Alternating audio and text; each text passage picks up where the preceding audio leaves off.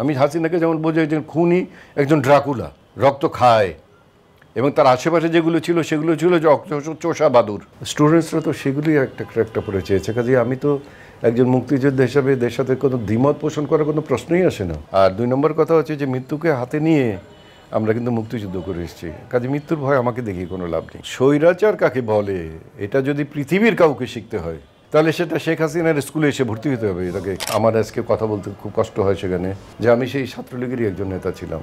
আমি যদি মারা যাই ওইখানে, আমার শেষ কৃত্যটা যেন আমার দেশে হয়। আমার দেশ, আমার মানুষ আমার কাছে সবচেয়ে বড়। প্রতিদিন এখানে না ওইখানে গন্ডগোল, ওইখানে না ওইখানে গন্ডগোল, এখানে না ওইখানে গন্ডগোল, একদিনেই যেন চাওয়া পাওয়া শুরু হয়ে গেল। এটা কি আলাদিনের চেরাগ? প্রিয় দর্শক, আজকে আমি আড্ডা দিতে এসেছি এমন একজন মানুষের সাথে যিনি একাধারে অভিনেতা, চলচ্চিত্র নির্মাতা, প্রযোজক এবং বীর মুক্তিযোদ্ধা, আমাদের সকলের প্রিয় মানুষ চিত্রনায়ক সোহেল রানা। স্যার কেমন আছেন? শুকুর আলহামদুলিল্লাহ, আল্লাহ ভালোই রেখেছেন। স্যার আমরা দেখলাম যে গত 5 আগস্ট দেশে একটি অভ্যুত্থান হয়ে গেল এবং তার আগে প্রায় দীর্ঘ 1 মাস একটি আন্দোলন হয়েছে এবং সেই আন্দোলনকে ঘিরে অনেক মানুষের মৃত্যু হয়েছে, অনেক মানুষ আহত হয়েছে এবং আন্দোলনের শুরু থেকে আপনি এই বিষয়টি নিয়ে অনেক সরব ছিলেন, ছাত্রদের পক্ষে কথা বলেছেন। এই বিষয়টা নিয়ে একটু আপনার কাছে জানতে চাইছি। না, ছাত্রদের পক্ষে সরব ছিলাম আমি। যার একটু জ্ঞান বুদ্ধি বা চিন্তা শক্তি আছে, এখানে ছাত্ররা যে গুলো নিয়ে আন্দোলন করেছে সেটার অ্যাগেনস্টে বলার তো কোনো কোনো সুস্থ মস্তিষ্কের কোনো লোক তো এটার অ্যাগেনস্টে কোনো কথা বলতে পারবে না। তাদেরকে সমর্থন তো জানানো শুরু থেকে যারা যেটা শুরু করেছে, এবং তার পরবর্তী পর্যায়ে সেটা আর ছাত্র আন্দোলনের মধ্যে থাকেনি, সেটার মধ্যে গণ আন্দোলনের রূপ নিয়েছে। এবং সেখানে মানুষের এই গত প্রায় বলা যেতে পারে, যদিও 16 বছর বলে সবাই, আমি এখানে একটু ডিফার করি তাদের সাথে। আমি বলি যে 12-13 বছর, মানে লাস্টের দিক দিয়ে প্রথম 2-3 বছর, প্রথমবারের টার্মে 2-3 বছর সে মোটামুটি বোধহয় যাই কিছু করুক মোটামুটি মোটামুটি ছিল। কিন্তু দিনে দিনে যখনই তাকে ক্ষমতার নেশায় পেয়ে বসলো, আমাকে ক্ষমতায় থাকতেই হবে এবং থাকতেই হবে। ক্ষমতা তো সবাই চায়। ইংরেজিতে একটা কথাই আছে, in every man there is a desire to enslave others. তো তার এনস্লেভ করার জন্য তো সব দেশকে সে এনস্লেভ করতে চাইছে। That is I think that is একটা নর্মালের মধ্যেই পড়ে। কিন্তু ক্ষমতাকে কুক্ষিগত করার জন্যে মানুষকে খুন, গুম, অত্যাচার, দেশের স্বার্থকে বিকিয়ে দেয়া, হেন কোনো অপরাধ নেই যে অপরাধ গত 12 বছরে করা হয়নি। এবং সেখানে রাজনীতি একজনের সাথে দ্বিমত থাকতে পারে, রাজনীতির কথা যেটা বলা হয়, যেটার উপরে আমরা মুক্তিযুদ্ধ করেছি, সেই যদি আর্টিকেল অফ মেমোরেন্ডামটা পড়া হয় সেখানে দেখা হবে যে সেই আর্টিকেল মেমোরেন্ডামে যেসব যেগুলো আমরা চেয়েছিলাম, স্টুডেন্টসরা তো সেগুলি একটা পড়ে চেয়েছে। কাজে আমি তো একজন মুক্তিযোদ্ধা হিসাবে এদের সাথে কোনো দ্বিমত পোষণ করার কোনো প্রশ্নই আসে না। আর আমি তো এটা বুঝি না যে একজন ফ্রিডম ফাইটার তার ছেলে পর্যন্ত দিয়েছে, ঠিক আছে, তার নাতি, তার পুতি, এবং তার এরপরে এটা কেন হয় ইট উইল রান। এবং এর পরবর্তী পর্যায়ে তো যেটা অকল্পনীয় ব্যাপার ঘটে গেল যে যারা এই দেশকে রক্ষা করার জন্য, যারা আইন শৃঙ্খলাকে রক্ষা করার জন্য তাদের কাছে যেসব অস্ত্র দেওয়া হলো সেটা হচ্ছে মারণাস্ত্র, অর্থাৎ মানুষকে খুন করার অস্ত্র। সেইগুলো দিয়েই ছাত্রদের বুকে গুলি করা হলো। বলা হলো যে উপর থেকে পানি দিয়ে সব আগুনটাকে নিভিয়ে দেওয়া হয়, দেখা গেলো যে পরবর্তী পর্যায়ে হেলিকপ্টার থেকে গুলি করা হয়েছে। তো এটা তো অ্যাগেনস্ট হিউম্যানিটি একটা অপরাধ, এটাকে আমি বলবো না। এটা একটু একেবারে সহজ বাংলায় বলতে গেলে বলতে হয় যে একটা খুনি, এই খুনির সাথে সমর্থন যারা করেছে তাদেরকে তো এই কান থেকে বাদ দেওয়ার কোনো ইচ্ছা নেই। কারণ তারা 2-1 যে ছিল না, তারা চুপ করেছিল, তারা কোনো কথা বলেনি। আচ্ছা ঠিক আছে, একটা পার্টির সাথে মিনিস্টার আছে, 1-8 কোনো কথা বলেনি, 2-1 আবার ক্ষমাও চেয়েছে। আজকেও দেখলাম একজন ক্ষমা চেয়েছে। হ্যাঁ, ক্ষমা চেয়েছে, ঠিক আছে, কিন্তু তুমি এই আন্দোলনের বিরুদ্ধে কোনো কথা বলোনি। মতিয়া চৌধুরী কথা বলছি আমি, সে কোনো কথা বলেনি। কিন্তু তাছাড়া প্রায় তো সবাই তো অনেক অনেক কথাই বলেছে, অনেক অনেক, এমনকি বলেছে যে ওদের জন্য এই আন্দোলনকে বন্ধ করার জন্য আমার অমুক দলই যথেষ্ট, বাহিনী এমন একটি পার্টির কথা বলেছো, সাধারণ স্টুডেন্টস পার্টির। আনফর্চুনেটলি মানে আজকের জন্য আমার আজকে কথা বলতে খুব কষ্ট হয় সেখানে, যে আমি সেই ছাত্রলীগেরই একজন নেতা ছিলাম। আমি এই প্রশ্ন একটু জানতে চাচ্ছিলাম যে আপনি তো একসময় যুদ্ধের আগে ছাত্রলীগের রাজনীতির সাথে যুক্ত ছিলেন। যুক্ত না, আমি ছাত্রলীগের রাজনীতি আমি ময়মনসিংহ কলেজে ছিলাম, ময়মনসিংহ ডিস্ট্রিক্ট জেনারেল সেক্রেটারি ছিলাম। আমার আন্ডারের অনেক লোক এই বাংলাদেশের প্রেসিডেন্টও হয়ে গেছে, বাংলাদেশের অনেক মিনিস্টার হয়ে গেছে, এগুলো কোনো ফ্যাক্টর না। আমি ইকবাল হলের ভাইস প্রেসিডেন্ট ছিলাম, ছাত্রলীগ সেন্ট্রাল কমিটির মেম্বার ছিলাম। এগুলো these are all rotten things. আমি যেটা বলতে চাই সেটাও এক কথায় যদি বলি, সেটা হচ্ছে যে স্যার আমি একটু ছোট করে আপনাকে ইন্টারাপ্ট করি স্যার। এই প্রশ্নটা আমি রাখতে চাই, যেটি হচ্ছে যে আপনি যখন ছাত্রলীগ করতেন তখনকার ছাত্রলীগ আর 2024 সালের এসে ছাত্রলীগ কতটুকু ডিফারেন্ট আপনি দেখেছেন স্যার? আমি যেটা বলতে চাই সেটা হচ্ছে যে, এটার সাথে সবাই একমত হবেন কিনা আমি জানি না, যে আওয়ামী লীগ আজকে বলা হয় যে আওয়ামী লীগ করেছে। আমি তো বলি যে না, Awami League of which Awami League we worked, বঙ্গবন্ধুর সময় পর্যন্ত যে আওয়ামী লীগ, সেইটা আওয়ামী লীগ ছিল। আওয়ামী লীগকে তো কিল করা হয়েছে, যে কোনো কারণের জন্যই হোক। ভালো মন্দ নিয়ে সেটা নিয়ে আলাপ আলোচনা করা যাবে না, করবো না আজকে। বাকশাল যখন করলো তখন কি আওয়ামী লীগ ছিল? ছিল না। তাহলে আওয়ামী লীগ ইজ ভ্যানিস্ট, বা আওয়ামী লীগ শেষ হয়ে গেছে। পরবর্তী পর্যায়ে অনেক দিন পরে আবার যখন নতুন করে সমস্ত পার্টিগুলোকে আবার রাজনীতি করার সুযোগ দেওয়া হলো, পরবর্তী পর্যায়ে যে কোনো সরকার একজন সুযোগ দিল, সেই সময় যে আওয়ামী লীগটা আসলো, সেটা তো বলা যেতে পারে যে আগে যে আওয়ামী লীগটা মারা গেছে, একটা নতুন আওয়ামী লীগ জন্ম নিয়েছে। সো এই নতুন আওয়ামী লীগ জন্ম নিয়েছে, যেটা ছাত্রলীগ যেটা জন্ম নিয়েছে সেটা তো নতুন ছাত্রলীগ জন্ম নিয়েছে।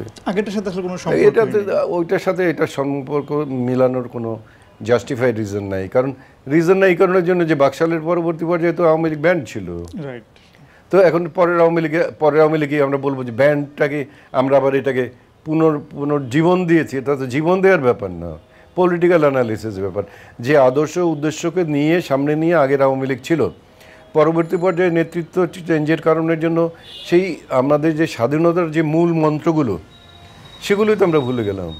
পরবর্তী পর্যায়ে আওয়ামী লীগে তো সেগুলো ছিল না।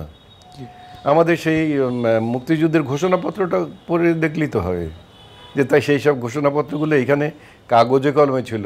তার মধ্যে প্রথমে ছিল গণতন্ত্র। তো আমরা তো গণতন্ত্রের সর্বনাশ কাহাকে বলে, কত প্রকার, কি কি, এটা তো সব আমরা দেখেছি। আমাদের তো সে দেখতে বাকি নেই। আমরা তো 12 বছরে আমরা কথা বলতে ভয় পেতাম। আমার মানে কথা যে কোনো বললেই মানুষ, এখন মুশকিলটা হচ্ছে এখানে যে মানুষের খারাপ সমালোচনাটা করতে আমরা এটা শিখিনি, চাই না। এখন এরা এমন কিছু করে গেছে যে কিছু বলার মতো অপেক্ষা রাখে না। কি বলবো, এক শব্দে তো বলতে পারি যে এরা অমানবিকভাবে ড্রাকুলাদের মতো আচরণ করে গেছে। স্যার আপনি যখন স্টুডেন্ট আন্দোলনকে নিয়ে কথা বলছিলেন, ছাত্রদের পক্ষে যখন কথা বলছিলেন, আমরা দেখেছি যে আওয়ামী লীগ সরকার কিংবা শেখ হাসিনার একটা ব্যাপার ছিল যে মতবিরোধ কিংবা তার ভিন্ন মত হলে তাকে দমন করার, তাকে বিভিন্ন গোয়েন্দা সংস্থা দিয়ে উঠিয়ে নেওয়ার, আইন শৃঙ্খলা বাহিনী দিয়ে উঠিয়ে নেওয়ার একটা শাস্তি বা বিভিন্ন মামলা বা বিভিন্ন হুমকি এসব করেছে। তো আপনি যখন ছাত্র আন্দোলন চলাকালীন সময় কথা বলছিলেন এই বিষয়টি নিয়ে, তখন আপনার উপর কোনো হুমকি বা প্রেশার? হুমকি প্রেশার, দুই একটা টেলিফোন, উল্টাপাল্টা দুই একটা টেলিফোন আসছে। I didn't care. কি বলা হয়েছিল সেই টেলিফোন? ওই তুমি যে শব্দটা বললো ওই রকমই, যে আপনি বেশি কথা বলছেন বা আপনি এত সমর্থন করছেন কেন, আপনি তো একসময় এখানে ছিলেন। তাই বললাম যে একসময় ছিলাম কোথায়, 15 বছর, আজকে তো 10 বছর তো আমি প্রেসিডেন্ট জেনারেলের সাথে ছিলাম। তার আগে 5 বছর হাসিনার সাথে তো আমি সম্পর্কতেও ছিলাম না। তো 15 বছর। আর এরশাদ যেদিন মারা গেল সেদিন আমি জাতীয় পার্টিতে রিজাইন করে আসলাম। তারপরে 4-5 বছর হয়ে গেল। তাহলে 20 বছর পর্যন্ত আমি পার্টির সাথে কিছুই জানি না। তো ওটা বলার কথা আর আমাকে ভয় দেখিয়ে তো কোনো লাভ নেই। কারণ মৃত্যুটা যদি যেদিন হবে, আল্লাহ তাআলা যেদিন লিখেছে সেদিনই আমার হবে। আর 2 নম্বর কথা হচ্ছে যে মৃত্যুকে হাতে নিয়ে আমরা কিন্তু মুক্তিযুদ্ধ করে এসেছি। কাজে মৃত্যুর ভয় আমাকে দেখিয়ে কোনো লাভ নেই। ওইসব কথা বলো না। আমি যেটা বলেছি সেটাকে পারলেই সেটার কাউন্টার করো, সেটাকে অ্যাগেনস্টে কিছু বলো। এবং তোমরা যেগুলো করেছো সেগুলো তো তোমাদেরকে মানুষ ঘৃণা করে। আমি নিজে এখন নিজেকে ছাত্রলীগ বলে পরিচয় দিই না। কেন দিই না? আমি বলি এটা যে এখনকার ছাত্রলীগ না, আমরা ছাত্রলীগ হচ্ছি 1975 পর্যন্ত ছাত্রলীগ। হ্যাঁ, তার আগে পর্যন্ত 1971 পর্যন্ত 2 পর্যন্ত বললেই ভালো হতো, কারণ তার 3 বছর পর্যন্ত আস্তে আস্তে বঙ্গবন্ধুর সাথেও আমাদের কিছুটা ডিফারেন্স অফ ওপিনিয়ন একটু একটু হয়েছিল, কিন্তু আমাদের সাহস হতো না ওনার সামনে গিয়ে জোরে কথা বলার। কিন্তু একটু একটু যে হয়নি তা তো না, কারণ বাকশাল যখন তিনি দেবেন তখন তার আগে তো আমাদের ইকবালের সবাইকে ডেকে পাঠিয়েছিলেন, তাদের কাছে বসে মিন্টু রোডে আমাদের চা খাইয়ে গল্প আমাদের সামনে সেটা বলেছিলেন।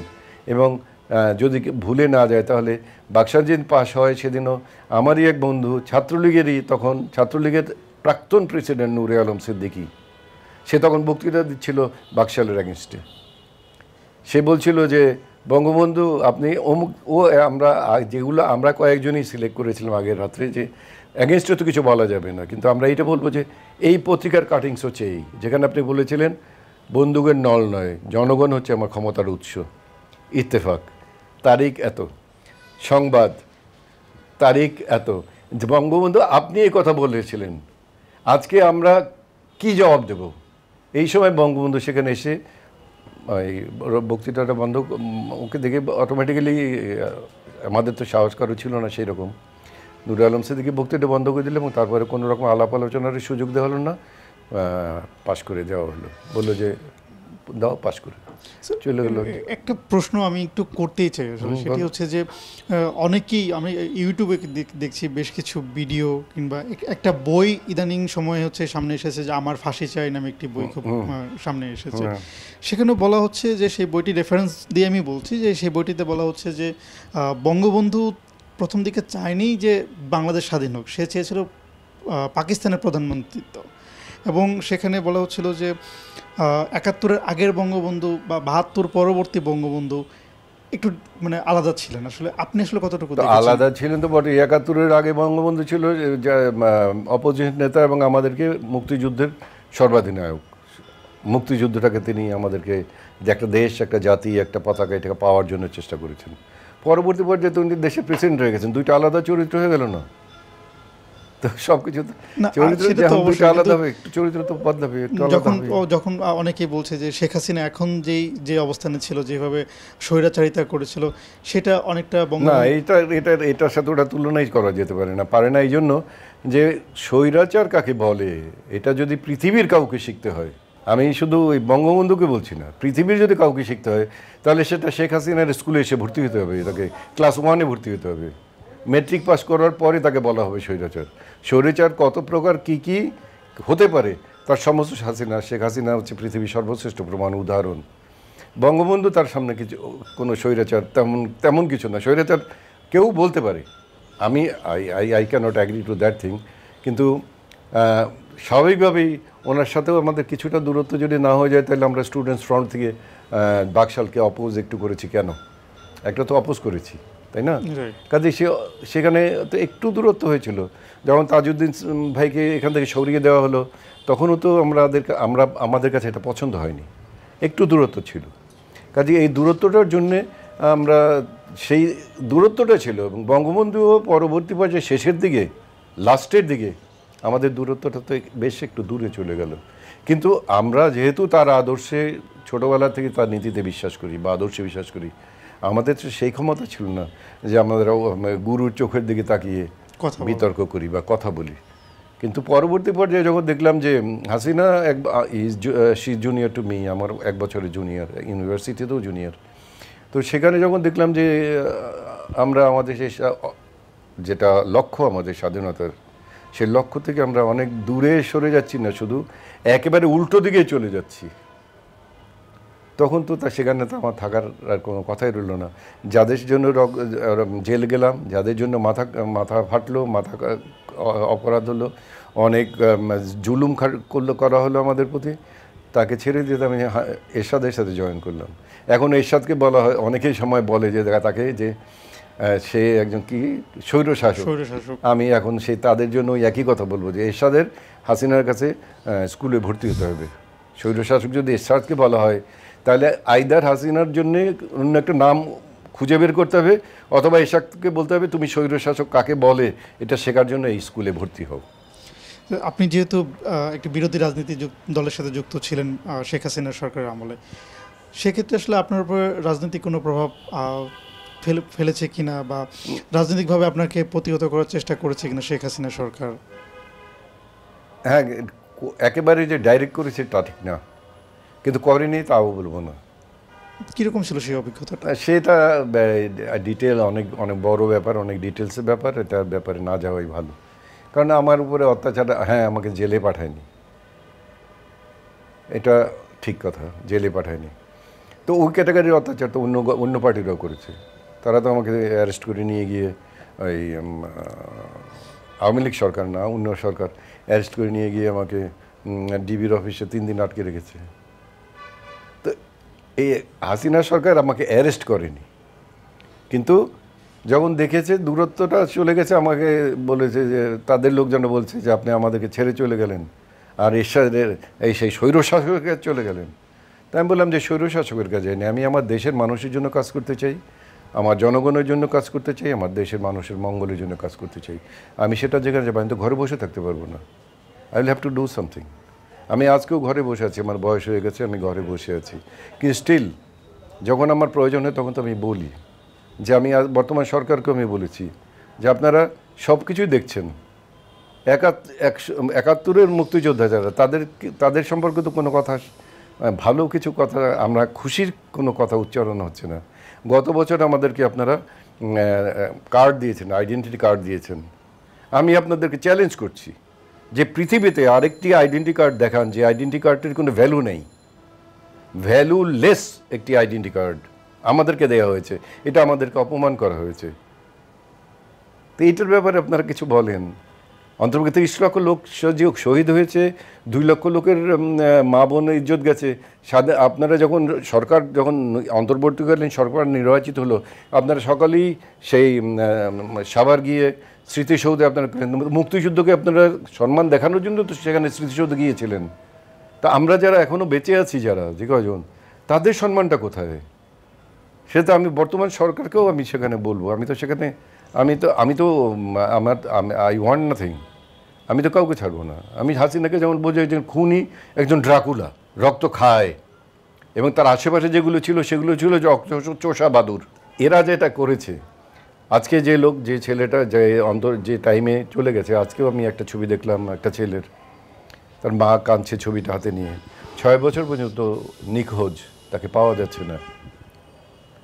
9 বছর আগে Azmi major brigadier general Azmi 9 বছর পর্যন্ত একটা অন্ধকার প্রকোষ্ঠের মধ্যে তাকে আটকে রাখা হয়েছে। এরকম অনেকগুলো তো আছে। এখন আমরা শুনছি আয়নাঘর, এটা তো আমাদের স্বপ্নেও চিন্তায় আসে না, আমাদের মাথার মধ্যেই আসে না যে একটা মানুষ কি করে একটা লোককে বছরের পর বছর একটা ঘরের মধ্যে বন্দি রেখে আলো বাতাস না দিয়ে পৃথিবীর, এবং তার ফ্যামিলি জানে না তার যে তার মৃত্যু দিবসটা যদি মারা গিয়ে থাকে, তার মৃত্যু দিবসটা কোথায় সেটা জানে না। তার কবর যদি মুসলমান হয় তাকে কবর দেবে, সেখানে কবরটা তো তারা দিতে পারবে না। হ্যাঁ, তারা ফিরে পাবে না, আমরা জানি যারা মারা যান তাদেরকে আমরা ফিরে পাবো না, কিন্তু আমরা তো সবাই চাই যে আমাদের কবরটা থাকুক, আমার লোকজন জানুক যে আমি মারা গেছি, আমার এখানে যেন আমার কবরটা থাকে। আমার যখন হার্টের মধ্যে যখন লাস্টের দিকে প্রবলেম হলো, একবার লাস্টের দিকে গত প্রায় 8-10 বছর আগে আমি সিঙ্গাপুরে গেলাম যখন, তখন আমাকে দ্যাট আমার হার্টের মধ্যে 2টো স্টেইন লাগানো হয়েছে। আমি প্লেনে যখন উঠেছি, আমাকে প্লেনে নেওয়া গেছে ট্রলি করে, ঠেলা ইসের মধ্যে করে। আমি তো কাঁদতে কাঁদতে গান কাঁদছিলাম আর গাচ্ছিলাম, ও আমার দেশের মাটি তোমার পরে ঠেকাই মাথা। আর মনে মনে বলছি আমি, আল্লাহ, আমি যদি মারা যাই ওইখানে, আমাকে যেন আমার এই মাটিতে এসে আমার শেষ কৃত্যটা যেন আমার দেশে হয়। আমি তো সেই ছেলে, আমি তো সেই সন্তান। আমার দেশে, আমার দেশ, আমার মানুষ আমার কাছে সবচেয়ে বড়। আমার মানুষকে আমি কী করে হত্যা করব? আমি একটা চোর, গুন্ডা, বদমাইশ, তাকেও তো আমি হত্যা করতে পারবো না। আমি তাকে জেলে পাঠাতে পারি, কিন্তু তাকে ইলোপ করে নিয়ে যাওয়া, তার সম্পর্কে কোনো খবরই জানবে না, 8 বছর 10 বছর পর্যন্ত জানবে না, তার ফ্যামিলি এখনও, তার বাচ্চারা এখনও বেড়াবে আশা নিয়ে যে আমার বাবা হয়তো আবার ফিরে আসবে। I cannot think of it. আমি এটা বুঝতে পারি না এখন, how she could do it. এবং well, I don't have anything to say exactly about this government, মানে লাস্ট গভর্নমেন্ট, এবং তাদের অত্যাচার, তাদের অন্যায়, তাদের খুন, তাদের এবং এই নিজেকে সম্পূর্ণরূপে ক্ষমতায় রাখার জন্যে যে প্রচেষ্টার জন্য সে সমস্ত ইনস্টিটিউশনগুলোকে ধ্বংস করে দিয়ে গেছে। এমন ইনস্টিটিউশন নেই যে জায়গায় আজকে বলা হয় যে ছাত্ররা একজন টিচারকে মারে। আমার খারাপ লাগে, কারণ আমরা তো যখন ইউনিভার্সিটিতে পড়েছি তখন আমার স্কুলের টিচারকে পা হাত দিয়ে সালাম করেছি। আজকে আমাদের মনে রাখতে হবে যে এই টিচারটা শুধু টিচার না, এই টিচারটা হয়তো 1 মাস আগেই বিরাট একটা সিল নিয়ে এসছেন আওয়ামী লীগের টিচার হয়তো ওই জায়গায় উপযুক্ত না, তারপরে তিনি ওখানে প্রধান হয়েছেন। কাজে আজকে টিচারকে মারছে কথা বলা উচিত না স্টুডেন্টদের, তারা আওয়ামী লীগের একজন নেতাকে মারছেন এই কথা বলা উচিত। টিচার মারছেন এটা আমি বিশ্বাস করি না। কোনো স্টুডেন্টসরা টিচারকে মেরে অথবা তার কাছ থেকে রিজিগনেশন নিতে পারে না, কোনো স্টুডেন্টস পারে না। সেটার পিছনে নিশ্চয়ই কোনো গল্প আছে বা কোনো সেটা ঘটনা পিছনে আছে। 100% আমি বলবো সেটার পিছনে বর্তমান আগের সরকার যেটা ছিল সেই সরকার জড়িত আছে, এবং বর্তমান যারা সরকারে আছেন দেশটাকে একটা লাইনের মধ্যে তুলে নিয়ে যাওয়ার জন্য, যে লাইনে এই দেশটা পরিচালিত হবে, অন্তর্বর্তীকালীন সরকার, তাদেরকে প্রবলেমে ফেলার জন্য এইসব করা হচ্ছে। প্রতিদিন এখানে না ওইখানে গন্ডগোল, ওইখানে না ওইখানে গন্ডগোল, এখানে না ওইখানে গন্ডগোল, একদিনেই যেন চাওয়া পাওয়া শুরু হয়ে গেল। এটা কি আলাদিনের চেরাগ যে 1 মাসের মধ্যেই এই সরকার সবাইকে সব কিছু দিয়ে দেবে? কিন্তু অথচ গত 15 বছর কেউ একটা কথাও কিন্তু বলেন। প্রত্যেক দিন 15-15 ইয়ার্সে তোমাদের মুখ দিয়ে একটা কথা বেরোলো না, আজকে সমস্ত কথা বেরোনো শুরু করলো কেন?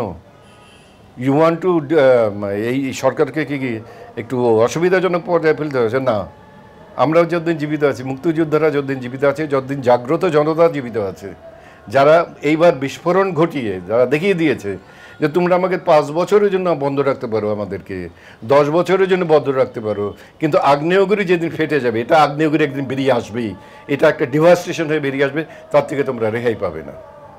তা আমরাও এটা চাই, এর থেকে যেন আইনগতভাবে কেউ রেহাই না পায়, অযথা কারো কেউ হেনস্থা হোক, ব্যক্তি স্বার্থে বা ব্যক্তি শত্রুতায় কারো যেন হেনস্থা না হয়, এটাও যেমন আমরা চাই। আমরা সর্বপ্রথমেই আমরা চাই ন্যায় বিচার। জাতীয় সঙ্গীত পরিবর্তন করার ব্যাপারে অনেকেই অনেক কথা বলছেন, আমি তো এটা উত্তর দিয়েছি। সেটি আসলে আপনি কি মনে করেন জাতীয় সঙ্গীত পরিবর্তন করা উচিত? না, আমি this is not a time to think about it. আমার এটা বহুত চিন্তা করার বহুত কিছু আছে, বাংলাদেশের মানুষকে নিয়ে চিন্তা করে বহুত কিছু আছে। এখন পর্যন্ত তো এইখানে রক্ত শুকায়নি, ওখানে 5টা জেলার এখন পর্যন্ত পানি হাঁটু পর্যন্ত আছে, সেটাও শুকায়নি। হাঁটুর পানিটা নেমে যাওয়ার পরবর্তী পর্যায়ে কথা চিন্তা করেছে, এখানে রাস্তাটার কথা চিন্তা করেছে, এখানে বাঁধ দেওয়ার কথাটা চিন্তা করতে হবে, এই মানুষদের যে অসুবিধা অসুস্থতা হবে, রোগের কথা হবে সেটা চিন্তা করেছে, এখানে যে মুরগির বাচ্চাগুলো সবগুলো মারা গেছে সেই মুরগিগুলো তাদের দিতে হবে সেটা চিন্তা করেছে, অনেকে চিন্তা করেছে ধান লাগানোর জন্য। আমি তো আজকে সকালবেলা চিন্তা করছিলাম যে মুরগির বাচ্চা কী করে পাঠানো যায় এদের কাছে, বা গরু বা এই ক্যাটাগরির জিনিস, এগুলো চিন্তা করতে হবে। তো there are lots of much more important things যেগুলো করার জন্য। তার পরবর্তী পর্যায়ে আমাদের আউটলাইন্সটা যদি সরকার যখন দিবে যে এইভাবে ইলেকশন হবে, তারপর ইলেকশন যখন হবে তখন আমাদের নির্বাচিত প্রতিনিধিত্ব থাকবে, তখন তাদের মাধ্যমে আমাদের যেটা প্রয়োজনীয় কথাবার্তা তখন আমরা বলবো। তখন তো we have got enough time. আমাদের হয়তো সময় না থাকতে পারে, কিন্তু দেশের মানুষের জন্য তো সময় থেকে যাবে। জাতীয় সঙ্গীত পরিবর্তনের কোনো প্রাসঙ্গিকতা আছে আপনার কাছে মনে হয়? এটা আমার কাছে তো এখন অপ্রাসঙ্গিক মনে হয়। এটা সময় আছে, সময় চিন্তা করা যাবে, এটা এখন চিন্তা করার ব্যাপারই না। কিন্তু যদি পরিবর্তন করা হয় আসলে কেন পরিবর্তন করা হবে? আই ডোন্ট নো হু, যারা জ্ঞানী মহাজ্ঞানী যারা বিজ্ঞ তারা বলতে পারবেন। আই ক্যানট সে। আপনি যেহেতু দীর্ঘদিন রাজনীতির সাথে যুক্ত ছিলেন, আবার সেখান থেকে কিছুটা রিটায়ারমেন্টেও এসছেন, এখন কি আবার রাজনীতিতে নতুন করে যুক্ত হওয়ার কোনো সম্ভাবনা আছে, কিংবা পরবর্তী যদি সংসদ নির্বাচন হয় সেখানে প্রতিদ্বন্দ্বিতা করা বা প্রতিনিধি হওয়ার কোনো সম্ভাবনা আছে? বুঝতে পেরেছি। আমি ছোট্ট একটা কথায় আমি জবাব দিই। আমার বয়স যেটা অনেক কিছুই এটা পারমিট করবে না এখন আমাকে, তা নইলে হয়তো রাস্তায় অনেক ছাত্রদের সাথে রাস্তায় আমাকে দেখা যেত। আমার বয়স এখন 78, 78। তো আল্লাহর কাছে হাজার শুকরিয়া যে আল্লাহ তাআলা আমাকে এখনও বাঁচিয়ে রেখেছে, আমি দুটো কথা বলতে পারছি মানুষের সাথে। এবং আমার রাজনীতির যাওয়ার তেমন কোনো ইচ্ছা বা উদ্দেশ্য আমার নেই। আমাকে দুবার নমিনেশন দেওয়া হয়েছে, আমি যে কোনোভাবেই হোক আমি আমার ওটা নিয়ে চিন্তা ভাবনা আমি করি না। কিন্তু সাথে সাথে আমি তোমাকে একটা কথা বলতে চাই, আমার মা যদি জীবিত থাকতেন এবং সেই মাকে যদি অথবা আমার বোন যেই কিছু, সেই বোনকে যদি আমার চোখের সামনে লাঞ্ছিত হতে দেখতাম, তখন কি আমি বসে থাকতাম? এইটা মনে করে যে আমার বয়স অনেক, কাজে এখন তো যাওয়া যাবে না, আমি চুপচাপ রেস্ট নিয়ে যাই, তা তো হতো না। কাজে if the crisis is there, if the country wants again the blood, I will have to go. আমি আমার উত্তর পেয়ে গিয়েছি। সর্বশেষ যাওয়ার আগে চলচ্চিত্রের মানুষ এবং সাধারণ মানুষের প্রতি আপনার কিছু বলার আছে কিনা? আমি সাধারণ মানুষ হিসেবে সবাইকে বলবো যে একটু ধৈর্য ধারণ করুন।